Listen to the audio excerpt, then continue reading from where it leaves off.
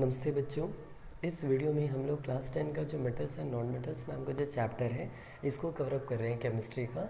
I hope आपको video पसंद आएगा। तो चलिए सीधा वीडियो को स्टार्ट करते हैं। सबसे पहले आप जैसे ही चैप्टर में आते हो आपको पढ़ना है मेटल्स के फिजिकल प्रॉपर्टीज़ पढ़ना है, देन मेटल्स के केमिकल प्रॉपर्टीज़ पढ़ना है, देन उसके बाद आपको पढ़ना है नॉन मेटल्स के फिजिकल प्रॉपर्टी या नॉन मेटल्स के केमिकल प्रॉपर्टी। तो आई होप आपको पहले इतना समझ आएगा कि इस चैप्टर में आपको सबसे पहला काम करना है वो है प्रॉपर्टीज़ पढ़ के जाना। जैसे कि चलिए कुछ फिजिकल प्रॉपर्टीज़ देखते हैं मेटल का। सबसे पहला ये रहा, हम जूम करके आपको दिखाते हैं, ये रहा। सबसे पहला प्रॉपर्टी यहाँ पर दिया गया कि मेटल्स जो होता है वो मेटालिक होता है, मेटालिक लस्टर होता है। लस्टर मतलब क्या होता है? शाइनिंग अपीयरेंस होता है। तो मेटल में शाइनिंग अपीयरेंस होता है, इसी को कहते हैं मेटालिक लस्टर। दूसरा फीचर मेटल का क्या है? तो ये रहा फिजिकल फीचर क्या है? ये हार्ड होता है। तीसरा क्या है? तो ये मैलेबल होता है। मैलेबल का मतलब क्या होता है कि जो 3 शीट में मार पीट के उसको 3 शीट में कन्वर्ट कर पाओ, इसी को मैलेबल कहते हैं। जैसे कि gold and silver are the best example of malleability. तो आपको ये पढ़ना है। इसके बाद नीचे आएगा तो और भी पढ़ना है कि डक्टिलिटी क्या होता है या डक्टाइल क्या होता है, ductility. And gold is the most ductile element. तो डक्टिलिटी क्या होता है? जब कोई चीज़ को मेटल को मार के उसको वायर में कन्वर्ट कर पाओ, it is called ductility. And यहाँ पर एक फैक्ट भी दिया गया। फैक्ट देखिएगा ज़रा। फैक्ट ये है कि अगर आपके पास 1 ग्राम गोल्ड है तो 1 ग्राम गोल्ड से आप 2 किलोमीटर लंबा कोई चीज़ आप वायर बना सकते हैं। तो आपको ये फैक्ट दिया गया है। इसके बाद नेक्स्ट यहाँ पर एक एक्सपेरिमेंट दिया गया है जो कि आगे हम लोग पढ़ लेंगे। इसके बाद आपको यहाँ पर पढ़ना है अगला क्या है? तो ये रहा, metals are the good conductor of heat and high melting point भी होता है। And best conductor of heat कौन है? तो यहाँ लिखा हुआ है silver is the best conductor of heat and copper and lead and mercury are the poor conductor of heat and mercury heat. तो आपको ये पढ़ के जाना है। उसके बाद आप यहाँ आइएगा, एक और पढ़ना है, दैट इज कॉल्ड द, ये रहा, metals are the feature of sonorance. Sonorance मतलब क्या होता है? Sound producing power. तो मेटल्स साउंड प्रोड्यूस करता है जबकि नॉन मेटल्स नहीं कर पाता। तो यही था आपका पहला टॉपिक कि what are the physical features of physical properties of metals. Then what will be the physical properties of non metal. इसका उल्टा कह देना, जैसे कि मेटल जो होता है, नॉन मेटल जो होता है वो हार्ड नहीं होता। मेटल्स नॉन मेटल्स जो होता है वो शाइनिंग नहीं होता। नॉन मेटल्स जो होता है वो मैलेबल नहीं होता। नॉन मेटल्स जो होता है वो डक्टाइल नहीं होता। नॉन मेटल जो होता है उसका मेल्टिंग पॉइंट हाई नहीं रहता। एंड उसका इट इज़ ए इंसुलेटर, वो कंडक्टर नहीं इंसुलेटर कहलाता है। देन नॉन मेटल सोनरेंस नहीं होता। इसके बाद अगर आप आगे बढ़ते हैं तो यहाँ पर आपको कुछ टर्म्स पढ़ना है, जैसे कि कुछ एक्सेप्शनल केसेस पढ़ना है। सबसे पहला केस देखिएगा, ये रहा पहला नंबर, ये पढ़िए। All metal except mercury. Mercury को छोड़ के बाकी सारे जो मेटल्स होते हैं वो क्या होता है? सॉलिड फॉर्म में पाया जाता है। जबकि आपका मर्कुरी जो होता है ये कौन से फॉर्म में पाया जाता है? ये लिक्विड फॉर्म में पाया जाता है। ओके, ज़रा सुनिएगा। मर्कुरी एक मेटल है लेकिन ये लिक्विड फॉर्म में पाया जाता है, जबकि बाकी सारे मेटल जो है सॉलिड फॉर्म में पाया जाता है। और मर्कुरी को Hg से रिप्रेजेंट किया जाता है, Hg। इसके बाद अगला आप देख पा रहे हैं यहाँ पर कुछ एक्सेप्शनल केसेस, गैलियम एंड सेशियम। ये दोनों एक ऐसा नॉन मेटल है जिसका मेल्टिंग पॉइंट क्या है? लो है। अभी आपने पढ़ा कि मेटल्स के मेल्टिंग पॉइंट हाई होते हैं, लेकिन यहाँ पर लिखा गया कि मेटल्स के मेल्टिंग पॉइंट लो है। रीज़न ये है कि इनके बीच में एक आयोनिक बॉन्डिंग फॉर्म होता है। ये यहाँ पर आयोनिक बॉन्डिंग जो है वीक होता है, इसलिए यहाँ पर लो मेल्टिंग पॉइंट है। तीसरा ये रहा, अभी आपने पढ़ा कि नॉन मेटल जो होता है शाइनिंग नहीं करता, लेकिन आयोडीन एक ऐसा नॉन मेटल है जो कि लक्सरस होता है, मतलब शाइनिंग अपीयरेंस होता है। अभी आपने पढ़ा कि नॉन मेटल जो होता है वो बेसिकली क्या होता है? ज़्यादा हार्ड नहीं होता। लेकिन देखिए धरती का सबसे हार्डेस्ट सब्सटेंस का नाम क्या है? That is called the diamond. और डायमंड क्या है? It is a allotrope. Allotrope का मतलब फॉर्म, यहाँ लिखा है, पढ़ लीजिए। एलोट्रॉप का मतलब फॉर्म होता है। जैसे कार्बन का एक फॉर्म है जिसको हम लोग कहते हैं, बहुत सारे फॉर्म है, C3 C4 C6। तो C3 जो होता है वो ग्राफाइट कहलाता है, C4 जो होता है डायमंड कहलाता है, एंड C6 जो होता है उसको हम लोग फुलरीन कहते हैं। Mister fullerene. ओके, तो ये कुछ फॉर्म्स होता है जो आप आगे पढ़िएगा। तो यहाँ पर नाम दिया, पढ़ लीजिए। तो पॉइंट ये कि कार्बन नॉन मेटल होने के बावजूद भी शाइनिंग अपीयरेंस देता है, हार्ड होता है, high melting point and high boiling point भी हो सकता है।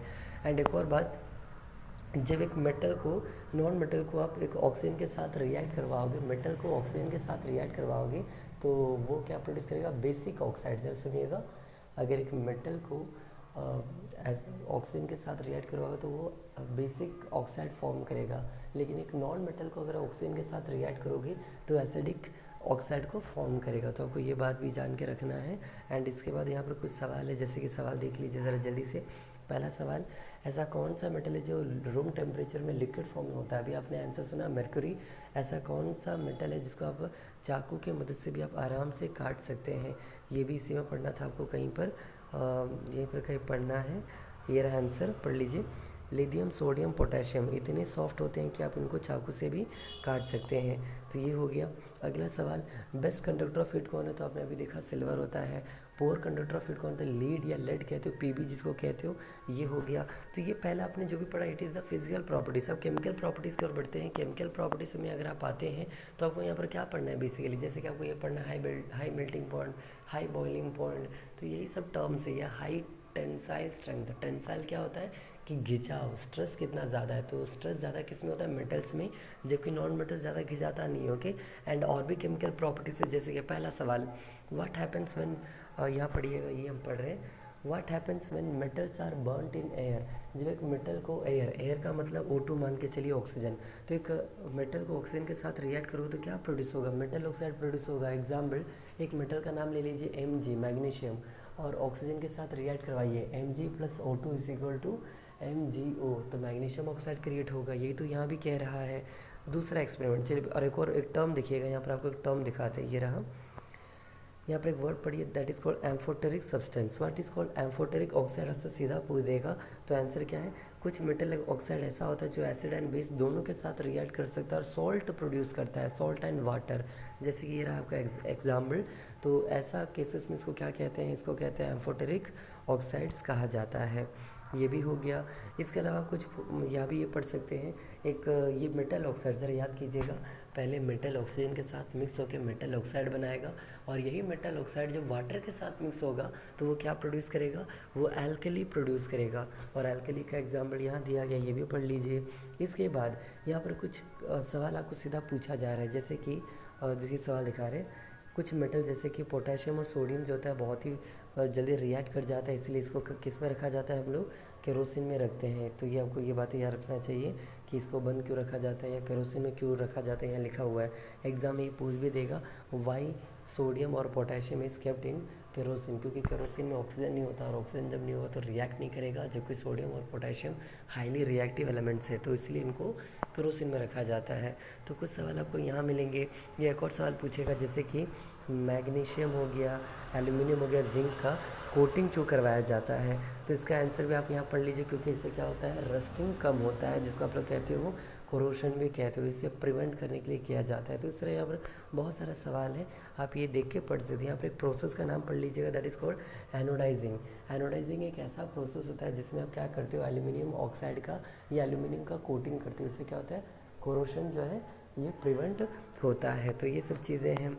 इसके अलावा यहाँ भी और भी चीज़ आपको पढ़ना है, जैसे कि सोडियम का केसेस बार बार आ रहा है, सोडियम, मैग्नीशियम ये सब, और पोटेशियम ये सब का, तो ये देख लीजिएगा, पढ़ लीजिएगा। ओके, एंड आफ्टर दैट अगर आप आगे बढ़ते हैं तो अब यहाँ से है कि एक मेटल जो है रिएक्ट करेगा, मान लीजिए किसके साथ? वाटर के साथ, तो वो क्या प्रोड्यूस करेगा? Metal oxide plus hydrogen gas. यहाँ पर एग्जाम्पल है, ये पढ़ लीजिएगा। एंड इसके बाद यहाँ पर कैल्शियम का एक सवाल पूछा गया है, calcium start floating because the bubbles of hydrogen gas formed stick to the surface of metal. तो आपसे पूछा जा सकता है कि ऐसा कौन सा एलिमेंट है जो कि फ्लोट करता है बबल ऑफ हाइड्रोजन गैसेस में।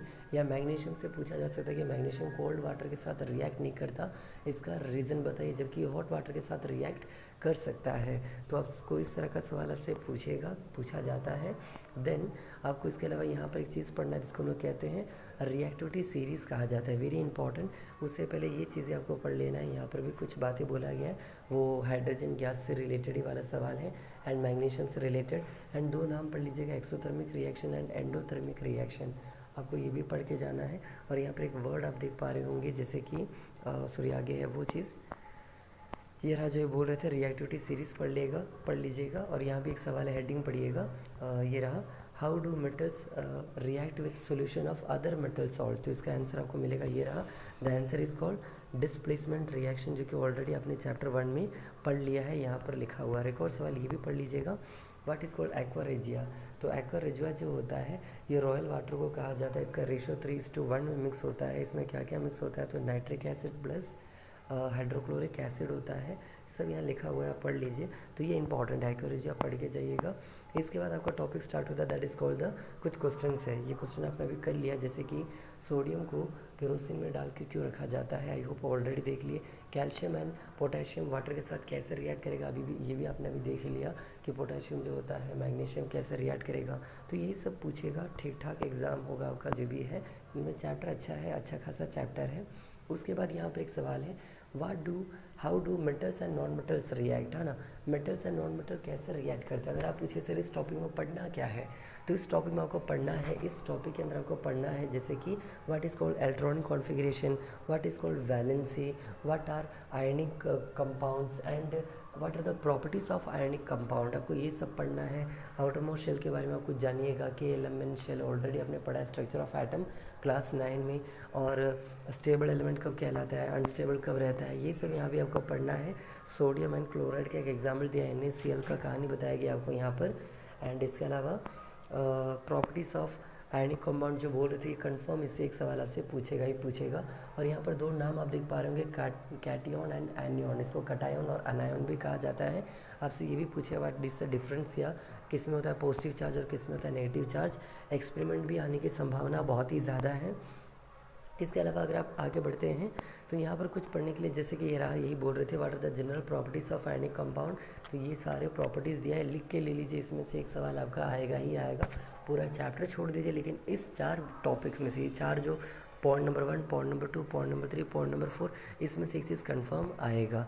इसके अलावा आप यहाँ आएगा तो एक और चीज़ पढ़ेंगे, that is called electron dot structure. आपसे वेरी इंपॉर्टेंट, ये भी आपसे एक सवाल आएगा, इलेक्ट्रॉन डॉट स्ट्रक्चर बनाइए या बताइए करके, तो आपको ये भी पढ़ के जाना है।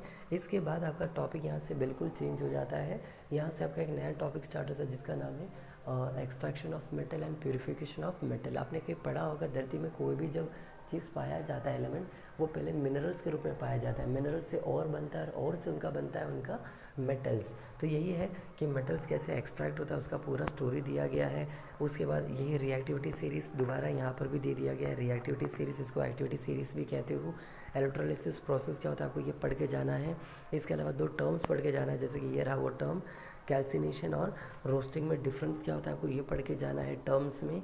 और इसके अलावा कुछ सवाल है जो कि आपको बीच से ढूंढ के पूछेगा, जैसे कि ये वाला जो टॉपिक आप देख रहे हैं इसके बीचों में बहुत सारा सवाल है, आपको ढूंढ के ये पढ़ के ही जाना होगा। उसके बाद यहाँ पर आपको पढ़ना है 2-3 नाम, जैसे कि गैंग क्या होता है आपको ये पढ़ना है, देन स्लैग क्या होता है आपको वो पढ़ना है। तो ये कुछ टर्म्स पढ़ना है, बस हम वही कहना चाहते हैं आप लोगों को। देन मेटल जिसका लो रिएक्टिविटी होता है वो अनरिएक्टिव कहलाता है, जबकि हाई रिएक्टिविटी को ये कहलाता है, वो कहलाता है, उसका एग्जाम्पल पढ़ लीजिएगा। तो ये सब आपको पढ़ना है यहाँ पर। और एक्सट्रैक्टिंग मतलब ये तीनों प्रोसेस बताया गया कि जो स्टार्टिंग वाले में होता है उनका एक्सट्रैक्शन कैसे, ये वाला कि स्टार्टिंग एलिमेंट का एक्सट्रैक्शन कैसे होता है, मिडिल वाले का एक्सट्रैक्शन कैसे होता है, एंड लोअर एलिमेंट्स का एक्सट्रैक्शन कैसे होता है। तो आपको एक्सट्रैक्शन का प्रोसेस पढ़ना है। इसके बाद आपको पढ़ना है वही है कि तीनों एक्सट्रैक्शन आपको पढ़ना है। उसके बाद आपको पढ़ना है प्यूरिफिकेशन का मेथड, कि कैसे कैसे चीज़ों को प्यूरिफाई किया जाता है, किसको, एलिमेंट्स को या मेटल्स को। तो एक प्रोसेस का नाम यहाँ दिया गया, that is called electrolytic refining. यहाँ पढ़िए, एक लाइन पढ़ के दिखा रहे हैं, the most widely used method for redefining impure metals is called electrolytic refining. तो आपको ये इलेक्ट्रोलिटिक रिफाइनिंग क्या अच्छे से जान के समझ के पढ़ के जाइएगा, पहला चीज़। देन इसके अलावा और आपको पढ़ने लायक क्या है, तो यही है एनोड मड क्या होता है, आपको ये जान के जाना है, what is anode mud. And the last topic जो ऑलरेडी आप पढ़ चुके, that is called corrosion. Corrosion क्या है, कोरोशन को कैसे रोका जा सके, एंड यही कोरोशन रिलेटेड क्वेश्चन आपसे पूछेगा। रस्ट क्या होता है, जंग लगने से एक आयरन का वेट बढ़ता है कि घटता है, आपसे ये पूछा जा सकता है। एंड जंग लगने से कैसे कैसे हम लोग रोक सकते हैं, तो कुछ मेथड्स का नाम पढ़ेंगे, जैसे कि ये रहा, कुछ नाम पढ़िएगा, जैसे कि galvanizing, oiling, greasing, painting, chrome plating, making alloys, anodizing, ये सब है। Then what is called galvanization, ये प्रोसेस इंपॉर्टेंट है। जिस तरह थोड़ी देर पहले आपने देखा था एल्यूमिनियम वाला कहानी एनोडाइजिंग, उसी तरह जब जिंक का होता है, जिंक कोटिंग किया जाता है, इस प्रोसेस को कहते हैं गैल्वनाइजेशन। तो आपको ये पढ़ना पड़ेगा, गैल्वनाइजिंग, दोनों में से एक आने की संभावना बहुत ही ज़्यादा है। व्हाट इज़ एलॉय, आपको इसका डेफिनेशन पढ़ के जाना पड़ेगा, व्हाट इज़ एन एलॉय। और कुछ एलॉय का नाम पढ़ के जाना पड़ेगा, जैसे कि ब्रास जो होता है, ब्रास BRASS, इसमें कॉपर और जिंक होता है। देन इस तरह ब्रॉन्ज में क्या क्या होता है, आपको ये कुछ नाम पढ़ के जाना है। ओके, एमलगम किसको कहते हैं, आपको ये पढ़ के जाना है। मरकुरी और any other metal is mix together is to form amalgam. जब एक मरकुरी को कोई भी मेटल के साथ मिलाया जाता है तो वो अमेलगम बनता है, आपको ये पढ़ के जाना है। सोल्डर में क्या क्या चीज़ के एलॉय से मिलकर बनता है, आपको ये जान के जाना है। तो यही है आपको, या ब्रास जो बोले ब्रास पढ़ के जाइएगा, तो आपको ये सब देख के जाना है। और इसके बाद आपका चैप्टर यहाँ पर फिनिश हो जाता है। लगभग 15 मिनट में आपके चैप्टर को हमने यहाँ पर कवर किया है। जस्ट एक आइडिया देने का काम किया है कि कहाँ कहाँ कौन कौन सा वर्ड छुपा हुआ है, आपको ये वर्ड्स ढूंढना है और ये सबको पढ़ लेना है। एक्सपेरिमेंट करके जाइएगा, मतलब पढ़ के जाइएगा, एक्सपेरिमेंट में से आने की संभावना है। आई होप ओवरऑल चैप्टर आपका हो गया यहाँ पर। इस वीडियो के लिए बस इतना ही। आप लोग का क्लास 10 का प्लेलिस्ट भी है, उसमें जाके बाकी चैप्टर भी आप देख सकते हैं। और थैंक यू, बस इतना ही। ओके।